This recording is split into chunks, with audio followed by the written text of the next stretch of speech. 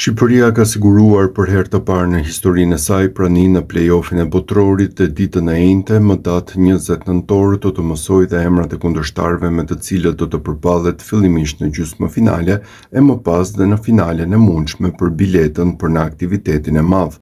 Shorti hidhet e njëjtë në Zyrih nga FIFA në orën 13, atëherë do të jetë e qartë edhe ndarja në vazu e skuadrave pas përfundimit të gjitha ndeshjeve kualifikuese në grupet e ndryshme në kontinent. Gjithsesi, Shqipëria di që tani se në bazë të renditjes së FIFA-s do të jetë vendosur në vazun e tretë në short, ashtu si Kosova me ndeshjen gjysmëfinale që do ta zhvillojë jashtë fushës ndaj një skuadre të vazës së dytë. Në shortin e FIFA-s do të përcaktohet shorti i gjysmëfinaleve dhe i finaleve, ku çiftet fituese të ndeshjeve mes vazove 2 dhe 3